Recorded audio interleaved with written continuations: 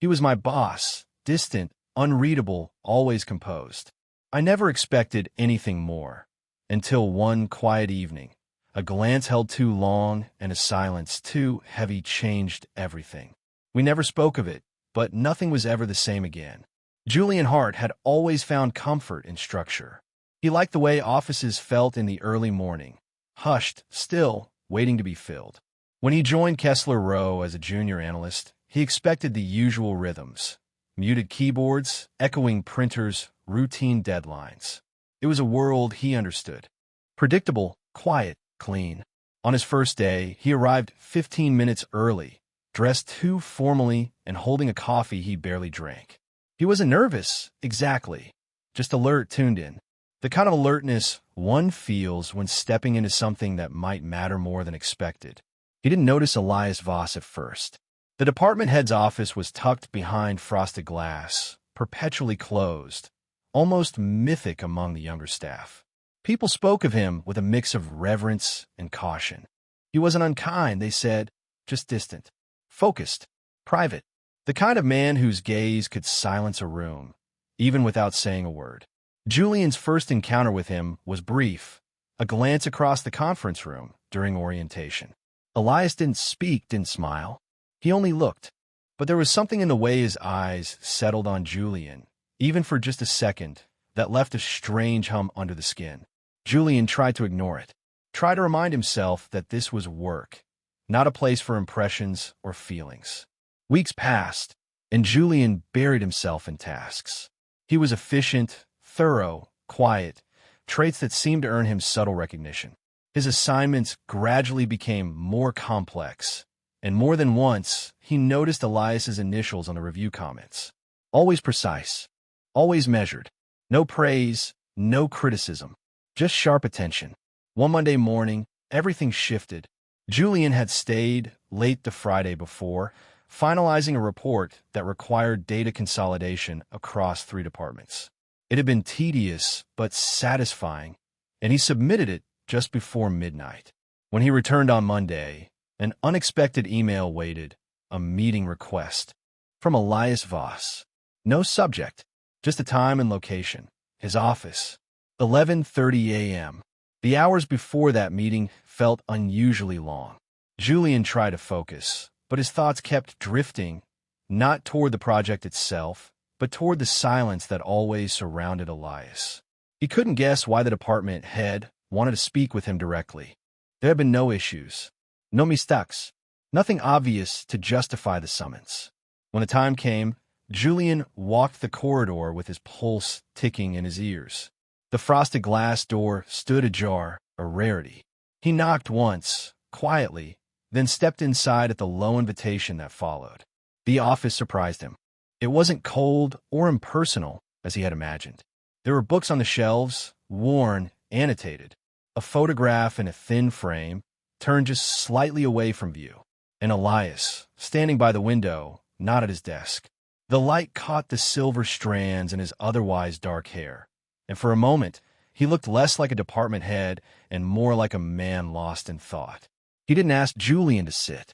Instead, he turned and simply looked at him, not critically, not sternly, but as though measuring something that had nothing to do with job performance. The silence stretched, not uncomfortably, but with weight. Julian remained still, unsure whether to speak first. But then Elias walked past him, slow and deliberate, and took a seat behind his desk. With one motion, he slid a printed version of the report across the surface. His fingers tapped once on the edge of the page.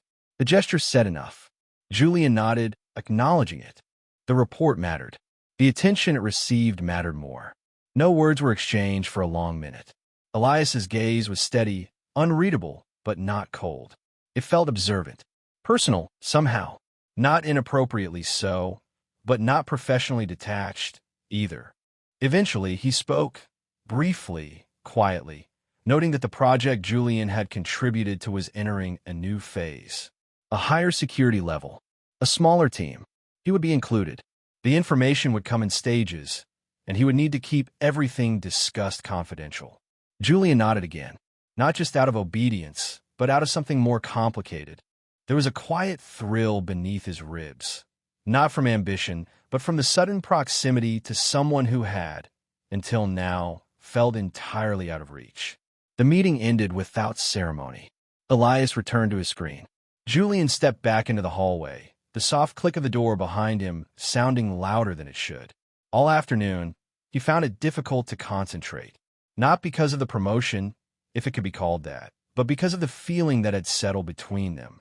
Something had changed, not overtly, nothing that could be explained or named, but the air between them, in that moment, had held something still and sharp, something alive. That evening, as Julian walked home through quiet streets, he replayed the moment Elias had looked at him, not as a subordinate, not even as a colleague, but as if he were something entirely else. It made no sense, but the impression remained. And impressions, Julian knew, had a way of becoming truths when left unchecked. By the end of the week, Julian's name appeared on a new internal thread. No subject line, no team announcement, just an encrypted calendar invite with Elias Voss as the originator and himself as the sole recipient. The location was marked as Conference Room 6D, a space rarely used and tucked away from the main traffic of the office. It was clear that whatever this project entailed, it wasn't meant to be visible. When Julian entered the room the next morning, Elias was already there, seated at the far end of the table, a laptop open and papers spread neatly in front of him. He glanced up, met Julian's eyes, and offered a brief nod. No smile, no formality, just acknowledgement. Julian sat down across from him, the space between them long and narrow. Still, it felt smaller than it should have. Elias spoke quietly, his voice carrying in the stillness. He explained the outline of the project in precise, minimal terms. It involved cross-departmental analysis, real-time security workflows, and layers of sensitive reporting. Julian listened carefully, but the words blurred slightly at the edges. His focus kept drifting, not away from the work, but toward the way Elias spoke, the stillness of his posture, the way his fingers moved across the table when he emphasized a point. There was no casual conversation, no small talk, but the silence between their exchanges felt strangely full, intentional. In the days that followed, these meetings became routine, always in the same room, always early, before the office grew loud with motion. Elias was consistent in his tone, professional, measured, but Julian couldn't ignore the subtle shift. The way Elias no longer avoided eye contact, the way his attention lingered just long enough to be noticed. It wasn't flirtation. It was something quieter than that, something unspoken. One morning, while reviewing performance models on Elias's screen, Julian leaned closer to point at a trend line. Their shoulders nearly touched. Elias didn't move. For a moment, they both stared at the graph, their eyes scanning data neither of them truly saw. The silence was not awkward, but charged. Their nearness had become something to manage. A presence that settled between them like a line neither dared cross, yet neither could fully ignore. Later that week, Julian arrived early again. He entered the room to find Elias already there, as always, but this time not behind his laptop. He stood near the window, arms folded loosely, watching the soft rain drizzle down the glass. Julian hesitated before stepping inside. There was something almost fragile about the stillness. Without turning, Elias began to speak. He spoke not of the project, but of systems, how they're designed to maintain balance, predict outcomes, avoid risk. How humans, unlike systems, resist those rules. How they drift, misalign, cross boundaries. Julian listened, unsure whether the words were metaphor or confession. The tone was measured, but not impersonal. Then, silence again. They returned to the task at hand, side by side at the table, the tension beneath the surface like an electric current humming under glass. Their conversation was brief, their coordination efficient, but every glance, every pause carried a kind of weight. That afternoon, Julian received a new assignment, direct reporting access to Elias's private analytics channel. The permissions were limited, but the gesture was clear. It was trust, or something near it. Over time, Elias began to explain more, not about himself, but about the work, the reasoning behind decisions, the structure of strategy. Julian realized he was being mentored in ways that extended beyond job descriptions. And yet, the undercurrent between them never left. One evening, while past regular hours, Julian stayed behind to finalize a report. The office was nearly empty, shadows long against the walls. He walked past Elias's office without looking, but paused when he heard a quiet voice call his name. Elias stood behind his desk, a file in hand. He offered it without comment, and Julian stepped closer. As he reached for it, their hands brushed. The contact was brief, almost accidental, but neither of them pulled away immediately. They simply stood there, file between them, the room silent, but full of something that neither dared name.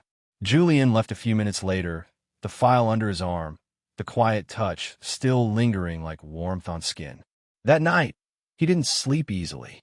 His mind was restless, not with fear or guilt, but with awareness, of proximity, of possibility, of something growing in the quiet spaces between data, between glances, between the hours that belonged to no one but them. And though nothing had changed visibly, everything felt altered. It was no longer just about the work. Something had started, quietly, carefully, and it would not be easy to ignore. The rhythm between them became its own quiet architecture. Julian arrived earlier than most, always with a coffee in hand, not because he needed the caffeine, but because the stillness of the office before the rush had become something sacred. The hallway to the private conference room felt less like a path to a workspace and more like a threshold to another world, one that existed only between him and Elias. Their meetings remained structured, but something invisible threaded through every interaction. They no longer needed to exchange glances to know when a sentence was meant to carry double meaning. The pauses between their words became longer, deliberate. Even silence felt communicative, like shared pages in a book only they were reading. It was Elias who first shifted the pattern. One Tuesday, instead of their usual meeting, Julian received a different message. No calendar invite. Just a short, direct email. If you're free for lunch today, I'd appreciate your company. Downstairs, 1 p.m. There was no signature, no explanation, just a barest offer, simple and spare. Julian hesitated for a moment before replying. He didn't need to think long. They met in the lobby at the appointed time, exchanging only a quiet nod before walking out into the bright city. The restaurant Elias chose was not one frequented by colleagues. It was smaller, more intimate, tucked away in a side street shaded by overhanging trees. The lighting was soft, the tables spaced far apart. It was a place where people didn't talk loudly, where things were said, if at all, in low voices and small movements. Elias spoke first, not about work, but about a book he was rereading. It surprised Julian. The title was something literary, something philosophical, but he spoke of it without pretense. He spoke as if he hadn't had a chance to talk to anyone about it in a long time. Julian listened closely, nodding, not interrupting, and when it came time to speak, he shared something of his own, a memory from college, a course that changed the way he viewed systems, logic, even decision-making itself. What began as cautious conversation stretched quietly into something more personal. Elias offered glimpses of his early years in the company, years of solitude, of never quite fitting in. He didn't complain. He simply described, and the way he spoke revealed more than the words themselves. Julian began to see how carefully Elias had built the wall between his position and everyone else, and how strange it must have felt to be so respected, yet so unreachable. As they walked back, there was no discussion of the project, no mention of meetings or performance reviews. But something between them had shifted, not drastically, not dangerously, but just enough to feel real. The silence in the elevator afterward wasn't awkward. It was calm, grounded. Over the next few days, Julian began to notice details he'd once overlooked. The way Elias left his door slightly ajar when Julian passed by. The way their meetings now started with fewer notes and more eye contact. The way his tone softened, not always, but sometimes when speaking to Julian, especially when they were alone. None of it was overt, nothing inappropriate, But every moment felt just a little fuller, like air heavy with the promise of rain. There was a moment that stayed with Julian longer than it should have. They were reviewing a highly sensitive file in Elias's office. The blinds were half drawn, the lights low. As they leaned in over the same screen, Julian caught a brief glance. Elias watching him, not the monitor. The look was fleeting. It lasted barely a second before Elias turned back to the numbers on the screen. But in that moment, something passed between them that hadn't before. Not acknowledgement, not intention, just truth. Something both of them had likely known for weeks, now rising into view. Julian said nothing. Neither did Elias. But the silence after that was different. Later, Julian found himself thinking about the way Elias had folded his hands when they parted. The way his eyes lingered just a moment longer than they needed to. The way he'd stood, not behind the desk as usual, but beside him, as if to close the distance without breaching it. Their connection had become a quiet language. Not coded, not rehearsed, just understood. No lines had been crossed. No words had been spoken out of turn. But the space between them no longer felt empty. It felt alive. Late October brought with it a kind of stillness that settled over the city like a whisper. The days grew shorter, the office darker by the time most employees packed up and left. Julian had started staying later, not always for work, though there was plenty, but for the quiet, for the solitude that allowed space to think, to feel, to notice the way everything between him and Elias had grown heavier and more delicate at once. That evening, the office was nearly silent. The others had long since disappeared, their laughter and footsteps now just echoes in the corridors. Julian remained at his desk, going over the latest data set. He knew Elias was still in his office. He hadn't heard the elevator doors open or the telltale sounds of a coat zipping or a briefcase locking. He didn't expect the soft sound of footsteps approaching or the quiet knock that followed. Elias stood in the doorway, his expression unreadable, though something about the lines around his eyes seemed softer. He didn't speak at first. Instead, he held up a folder, another report, though this one wasn't urgent. It felt more like a reason. Julian nodded, setting his laptop aside, and stood. The hallway was empty as Elias led him to a small meeting room, one rarely used, its blinds half closed. It felt like the air had thickened, as though the walls held their breath. They sat side by side, the only light coming from the ceiling fixture overhead, muted and warm. Elias opened the file, walking Julian through a section of the project that had recently changed direction. His voice was calm, precise. But as he spoke, Julian wasn't focused on the content. He was aware of other things. The low timbre of Elias's voice, the faint lines at the corners of his mouth, the way he leaned just slightly toward him, as if trying to close a distance neither of them had acknowledged aloud. Minutes passed like water, slow and fluid. The conversation shifted naturally from work to something lighter, a brief exchange about music, then travel, then nothing at all. Silence settled again, but it was not uncomfortable. It simply was. As Julian reached for a document, his hand brushed against Elias's. The contact was light, barely there, but neither of them moved.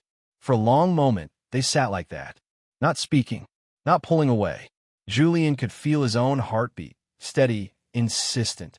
Elias's posture remained still, but there was tension in it, a hesitation threaded through the stillness. Their eyes met, just briefly, and that glance carried more weight than any confession. Then, without a word, Elias stood. "I'll drive you home," he said quietly, the sentence spoken not as an offer, but as a certainty. Julian didn't argue. The ride was quiet, the city lights blurring past the windows as the car moved through the streets. Neither of them spoke, but the silence was its own kind of conversation. The world outside felt distant, suspended. In the car, it was just the two of them, two lives momentarily separated from all the roles they carried during the day. When they reached Julian's building, Elias pulled over slowly. The engine continued to hum, but the car did not move. Streetlights cast soft patterns across the dashboard. Julian turned slightly, hands resting on his lap. He could feel Elias's gaze, though he wasn't looking directly at him. It was there, quiet, steady, undeniable. He thanked him. The words came out softer than intended, like breath more than speech.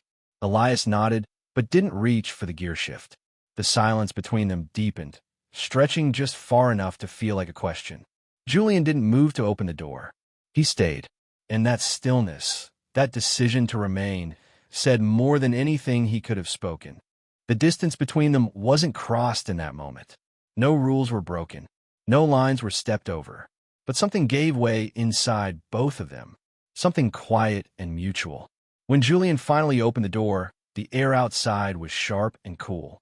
He paused before stepping out, glancing back. Elias looked at him, his expression unreadable, but not empty. Not anymore. There was something in his eyes that hadn't been there before. Not quite hope, not quite longing. Something in between. Julian nodded once, then stepped out, closing the door gently behind him. The car remained parked for several seconds before pulling away. As Julian climbed the stairs to his apartment, his chest felt strangely full. Not from confusion, not from anxiety, but from clarity. They had not said anything they weren't allowed to, had not done anything they shouldn't, but they had crossed into a new space, one defined not by rules, but by presence, by understanding, by something that needed no permission to exist. The following days moved slowly, yet with a strange precision, as if each moment had been gently carved out in advance. Nothing outwardly changed between Julian and Elias. Their meetings remained on the calendar. Their conversations remained professional. And yet, underneath it all, there was a rhythm neither of them had to speak aloud to understand.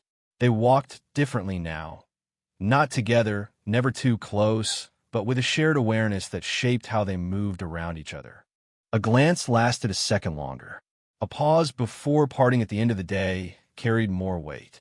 There were no declarations, no promises, just a sense of something unfolding quietly, one breath at a time. Julian began to notice how Elias's office door was always slightly ajar when he arrived in the mornings. Not an invitation, but not a boundary either.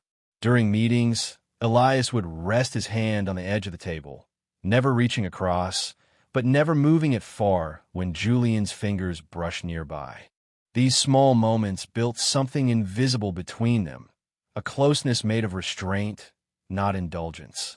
One evening, long after most employees had gone home, they remained in the quiet of the office, reviewing project outcomes. The lights had dimmed automatically, casting the room in soft golds and shadows. They didn't rush. The conversation meandered, drifting gently between task lists and thoughts neither had ever shared before. Elias spoke about legacy, the weight of being responsible for others, the difficulty of knowing when to lead and when to simply allow things to grow. Julian listened, not as an employee, but as someone who understood the loneliness in those words. When he responded, it wasn't with solutions, only presence. And that somehow felt enough. Eventually, Elias closed his laptop and leaned back in his chair. His expression had shifted, softer, distant, but not disconnected. Julian didn't ask what he was thinking. He simply waited, letting the silence hold them both. After a while, Elias stood and reached for his coat.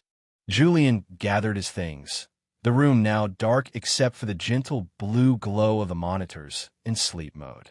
They didn't walk side by side on the way out, but as they reached the elevator, their steps naturally aligned. In the parking lot, Elias paused by his car. He looked at Julian not with intensity, but with a quiet openness that spoke louder than any statement. "You don't have to walk home tonight," he said, his voice steady, though low. It wasn't insistence, just a small offer placed carefully between them. Julian nodded, stepping toward the passenger side without a word.